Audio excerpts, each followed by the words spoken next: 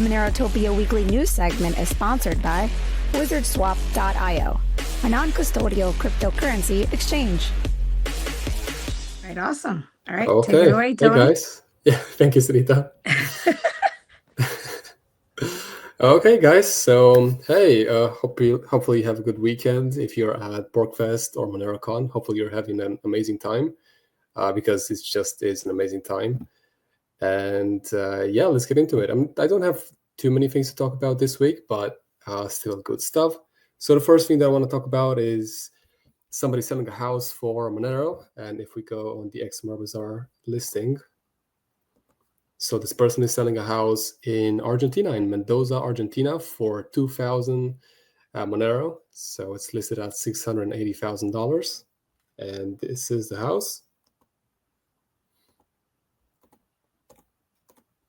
And it's quite a big house. So the person is saying in the description, I'm selling a house in a gated community in Mendoza, Argentina. It's almost finished, probably about 3 months away from completion, located in a really beautiful private neighborhood called La Vacheria Country Golf. It's about 20 minutes from downtown Mendoza and has a ton of nature, open space, and great views of the mountains. The neighborhood has 24/7 security, 2 golf courses, a clubhouse with a restaurant, 2 tennis courts, gym, swimming pool, and a bunch of lagoons scattered around. And this is the lot size, 1,150 square meters, home size, 530 square meters, 4 bedrooms plus 1 service room, 6 bathrooms. It's quite a big house. Agorist is putting on XMR Bazaar. Has a covered garage for 2 cars, wine cellar in the basement. So really, really big. And it's awesome that it's such a big house, and this person is willing to accept Monero for it. So if you're in the market, if you're looking to move to Argentina, then go to this listing on XMR Bazaar and talk to Agorist. Now I want to go into MoneroCon and Borgfest, show a couple of pictures since it's the season, in case you guys haven't seen it. So they're both happening in the same time, and this is the opening door, I'm pretty sure, of MoneroCon, and it looks awesome. It looks super badass. And let's go a little bit over the schedule, since they're doing a lot of stuff in just a few days. So just on Friday, which was yesterday, 20th of June, Andreas opened up. Then you have a coffee break. You have Aaron Fikert on rings and trees. Jeffro 256 on Plan and Speculative, block changes in Monero. Then you have Cake Wallet, OSPAD, Optimal Ring Signatures by Rocknium. You have Francois Xavier Wicht, String Handler, Justin Arnhofer, a lot of people, A-Fungible, that used to do the price reports for MoneroTopia, Marcel Pitch, Francisco Arctic Mine, he's there too. So a lot of people are there. Several Privacy is there, Dr. Sam Ansal, and so on. So it's really packed, and it's for sure an amazing time. And then Saturday too, just a lot of activities. So you're definitely not going to get bored. And then Sunday as well. So should be a lot of good stuff, a lot of good content in these 3 days for MoneroCon. And if we go here, so they made the video private. They do live stream. If you're not at MoneroCon and you do want to watch it, they do live stream at the event. And well, right now the video is private, so I guess eventually they are going to post all the talks.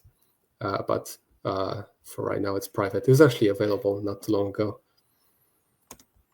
Then let's go over a couple of videos and pictures from MoneroCon.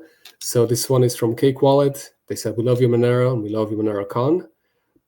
Prague privacy double feature. Nothing beats the Monero community. Privacy is strong." And here's the video.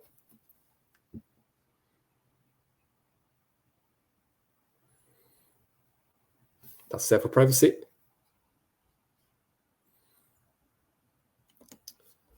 And let's go to this one. Set for privacy, giving his speech, the legend, at MoneroCon in Prague. So again, really, really good time. And then let's go over this post, just to go a little bit over a couple speakers. at MoneroCon again. So Andreas of Monero Wallet, he's kicking off MoneroCon, so that's awesome. Then we have Aaron Fikert of Alpen Labs, and him again.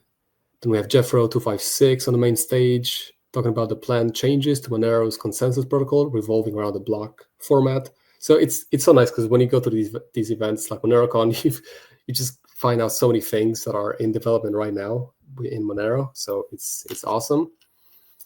Then Cepher Privacy and lots of stuff. Marcel Pitch, A Fungible. He's giving a speech too, so a lot of good speeches. Arctic Mine is there. It's just such a good time. So lots of good talks and materials coming from this. Now I want to go into PorcFest a little bit. So you got to be strong in order to find. Really? You got to be strong physically and mentally. So this is Dog being physically strong at PorcFest. So let's watch this video.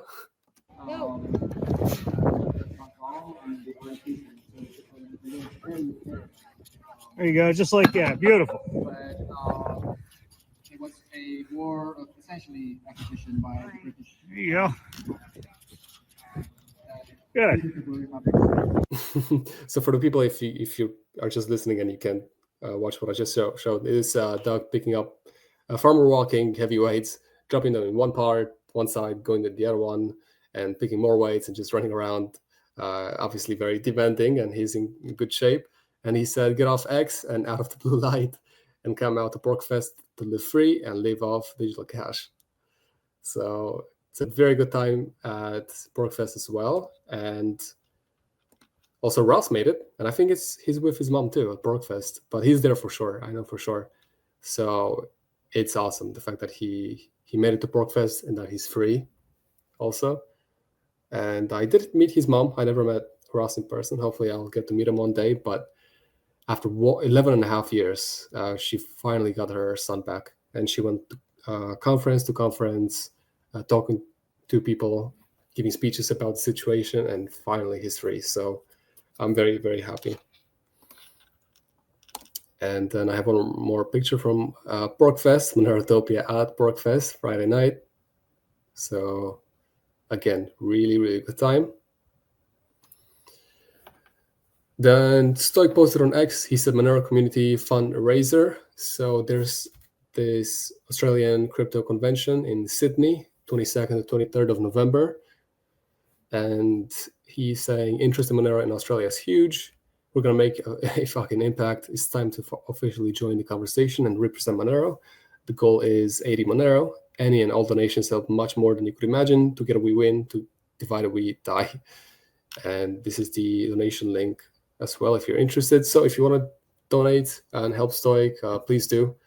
He also wrote an awesome book on Monero. If you want to buy it, go on his profile. Let me actually see if I can open it quickly. Yeah, so he's the author of the Monero Standard. If you haven't read that book, definitely buy it. I think you can definitely buy the physical version. You can buy the online version as well, for sure. So if it's an awesome book. So make sure you buy it, make sure you read it. And I'm not sure if he posted anymore, but he used to do a Monero magazine YouTube show as well. So he's doing a lot for the community, and he's an awesome person. So yeah. And then let's see. Oh, I thought this was kind of interesting. So CoinMarketCap has been hacked. Do not interact. The person said, so essentially you would go on CoinMarketCap, and this was posted 22 hours ago. I tried and it didn't do that, but essentially like a day ago, what it would do is it would ask you to verify your wallet when you went in CoinMarketCap. And they were being hacked, so obviously somebody was trying to access your wallet and your crypto. So that's not. I think that's fixed now. You don't have to worry about it. But if it comes in the future in other places, or just be careful where you connect your wallet to, because it could be scammers on the other side trying to get your crypto. So be careful. Then, I have this one from MoneroCon too. This picture is awesome. So Sir James Allott wrote, "Getting a live demo of Greece, the new payment channel, a concept for Monero. This is why you come to MoneroCon, stay up to date with the newest developments." And he posted a picture too. So yeah, if you guys never been to MoneroTopia, MoneroCon, PorcFest, these are awesome events. It's such a good time connecting with the community, with the people. So if you haven't gone so far, I would definitely put it on the radar for next year. It's just a good time. Now I want to talk about, I have 2 videos, but then before that, I want to talk about this post on Reddit. It was posted on EU personal finance, actually. And this person is basically talking about what we are talking on the show every Saturday. So he wrote about privacy, banks, and the digital euro threat. And the person said that lately, I feel we're sliding into a dystopia where privacy erodes day by day. The EU is pushing tough rules for authorities to access private data, mass retention of metadata, mandatory backdoors in encrypted systems, and harsh penalties for non-compliance. At the same time, daily news shows banks tightening the screws, interrogating average customers about perfectly normal withdrawals under the guise, like we say, under the guise of AML rules to protect you and against terrorism and all this stuff. Meanwhile, real fraudsters such as those on Telegram and WhatsApp operate almost unchallenged while using bank accounts to scam people, and in ever-increasing numbers, and also in ever-increasing ways too. There's just so many ways to attack you, and they can do it just so much better, so much more realistic. So it's going to just become scarier and scarier. Now the digital euro looms with the promise of just complementing cash. I don't believe it. And it's funny because this comes from EU personal finance. It doesn't come from r/privacy, r/Monero, or something like that. So, but yeah. So the person said the digital euro looms with the promise of just complementing cash. I don't believe it, and we all think that it's obviously it's trying to replace cash in the future, but designed to track every payment, impose limits, and hand even more control to banks and governments. All signs point to a grave threat to our freedom, and it is. And he broke it down into a bunch of points that we've been talking about. So one would be mass data retention and mandatory backdoors. And he wrote the EU proposal would force service providers, ISPSs, messaging apps, OTTs to retain metadata indefinitely, so not just for a period of time, and build in backdoors for law enforcement. And this is, of course, all in the name to protect you. And civil rights groups warn this goes far beyond current rules. It aims to harmonize data retention across the EU, including online chats, and compel decryption on demand. And also, if you're non-compliant, you're going to face severe sanctions. Of course, huge fines, EU market bans, or even jail time for executives. In plain terms, it's mass surveillance that strips away any real autonomy from tech companies and, by extension, from us. And we've been talking about this on the show. We talk about this every time. So yeah, he talked about data retention, right, which is huge. They really want your data. And then banking control and AML abuse, we just see more and more anti-money laundering excuses to get more of your data. So he wrote that banks will AML laws to treat ordinary customers as suspects. You haven't done anything, but you're automatically a suspect. The European Banking Authority admits de-risking. Refusal of basic banking services is now one of the top 3 consumer complaints in the EU. Middle-class citizens get called in to justify routine transfers or cash withdrawals. So just basic stuff that you do, you're being questioned and all this stuff, as if everybody were money launderers or terrorists. And of course, in the meantime, fraudsters refine scams on secure messaging apps with little interference from authorities. So all their efforts of AML and all these things, they are really not to protect against terrorism, I would say, and I think we all think the same. But there's something beyond that, which is just to get into more and more out of your privacy, so you don't have much eventually. Then the person talks about security and scams versus scams. I'm sorry, programmable digital euro, and we talked about it. So the European Central Bank insists it won't replace cash and will preserve user privacy. Offline mode would mimic paper cash privacy, known only to payer and payee. I don't believe that at all. And I think that the point is obviously to be replaced eventually. And that's why Monero is amazing. The fact that it's digital too.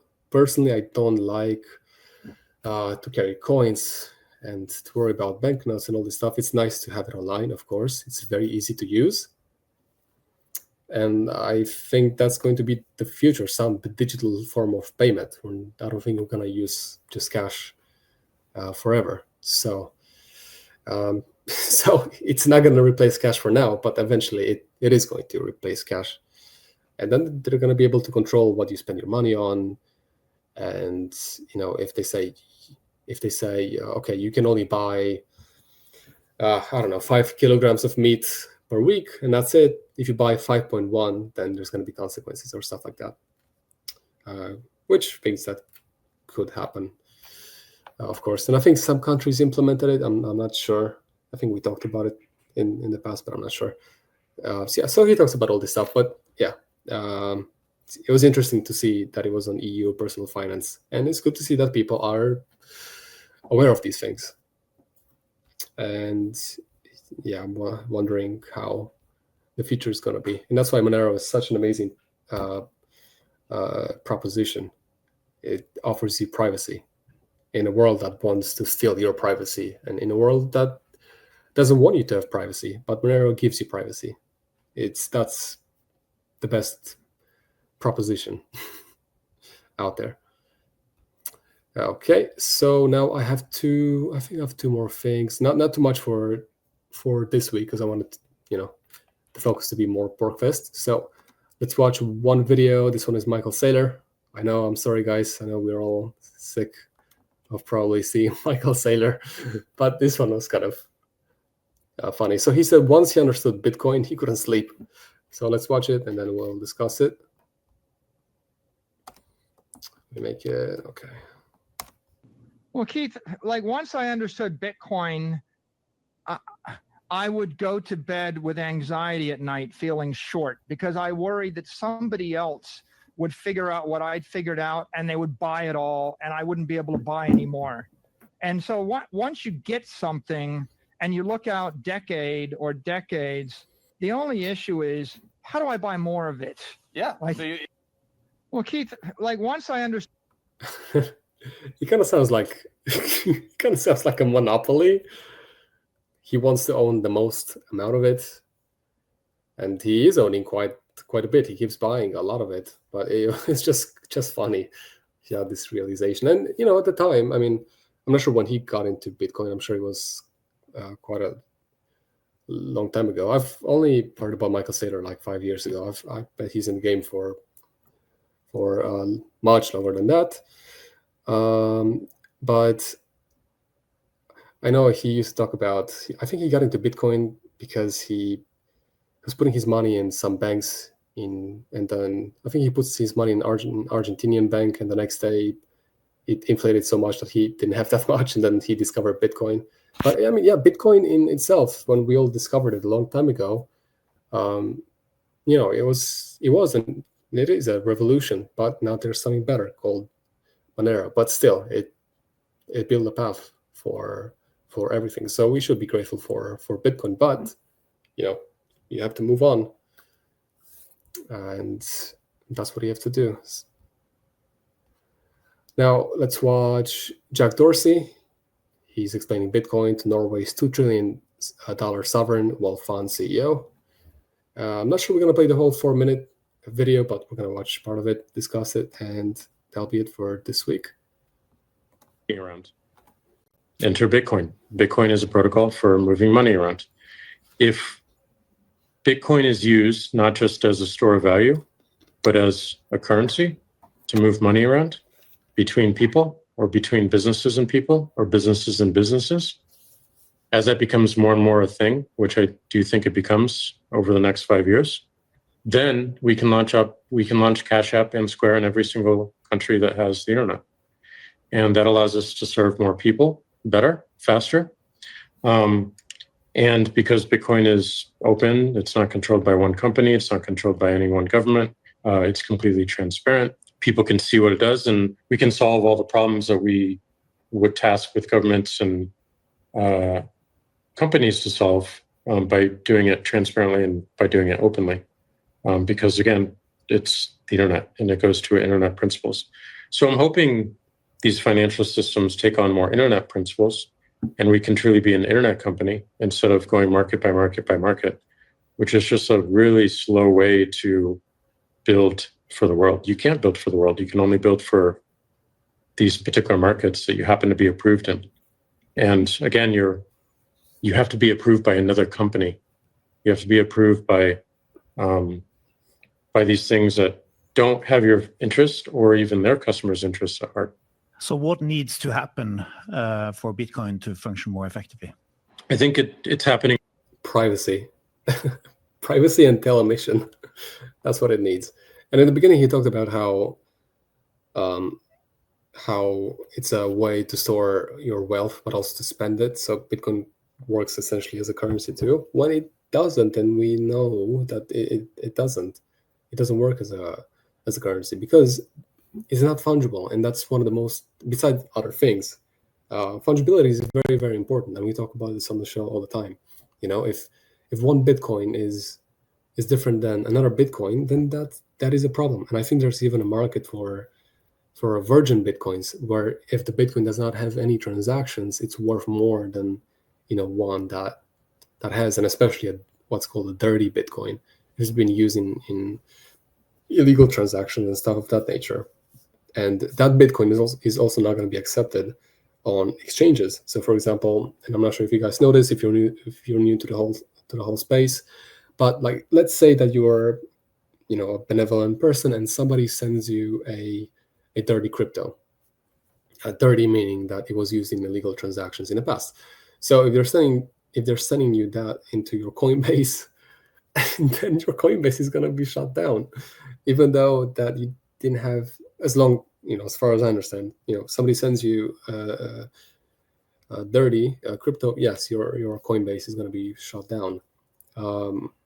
So, which is messed up, but that's why you need fungibility. And it doesn't matter that you were not even associated with the person that sent you that money. And then it's going to be a whole process of proving that, or I'm not sure how exactly what the process is, but I've seen people on Reddit that it happened to. So fungibility is huge. It's huge, huge, huge. And then of course, Monero has telemission, which is also very important. And it's just so much more superior. So yeah, to answer his question, the Norwegian CEO question, just he has a lot of stuff to improve on. And I wonder if he knows about Monero. And I think he would like Monero a lot more. But yeah, let's watch a bit more, and then that'll be it. Right now, like more and more people see that it's valuable. Every time that number goes up, people get more interested in it. I don't believe in Bitcoin and its final stage is just a store of value, but I think it's a necessary part of the path to get to, I think, the next big one, which is remittance across border, moving money between businesses, moving money between people across borders, which is happening in many countries outside the United States and Western countries today because there's no other options. And then it gets to currency. As people get more comfortable with it, as they see that it's not going away, Bitcoin is over close to 16 years old right now. It's never gone down. It's never had a security issue. It has no leader. It has a completely open roadmap, and it's determined by a consensus development model. These are all really incredible ways to trust it as a currency. So as it becomes more understood and it feels like it's going to last, I think people will trust it more and more as like, oh, this is the way I'm moving money to my family now. And this is the way I'm buying coffee now. And this is the way I'm buying computers or whatever. It's a deflationary currency, so it doesn't encourage spending. It does encourage savings. But I think it has a really interesting path and provides a lot of interesting business models for the internet. If Bitcoin existed before we started Twitter, we'd be in a much different state, and I think we'd be in a much better state, and we wouldn't have all the issues that you see with social media today, because it's not a tax on the system. It allows for a business model that's aligned with the people that are using it every single day. Yeah, so he makes some very interesting points. And, but again, there's just so many things, like with the whole store of value. Also moving Bitcoin around can be expensive depending on the fees. So that's one problem. You may pay for your coffee as much as the coffee cost itself or more because of the Bitcoin fees. And then eventually the last Bitcoin is going to be mined, and what's going to happen after? Because you need to sustain the system somehow. So are the fees going to be enough? I mean, as far as I know, there's no system that has proven to survive that part. So it's going to be an unknown. And the last Bitcoin is going to be, the last Satoshis are going to be mined in 100 years from now plus. So I'm not sure when we're going to find out, or if Bitcoin worked or not. And also he talked about price, which obviously it helps that, there's so many, I mean, for the CEO of this company in Norway, of course, it helps that there's so many institutions like BlackRock and everybody is in this thing because it adds more security. But it's just mostly based off of the price going up. It's not fungible, doesn't have a lot of other things. So I don't know, for me, Bitcoin is very sketchy, but something very, very, but it's something that started a very important path, which Monero took, and it made it better. So, but that was it for this week, guys. Thank you for watching, and yeah, I'm sure next week I'm going to talk about with Doug more about PorkFest and MoneroCon and everything as a wrap up. But this was this week, and hopefully you're having a good time if you're at these events, and if you haven't traveled to, make sure you go next year. MoneroTopia, MoneroCon, PorkFest, they're awesome. So, All right, really good. awesome.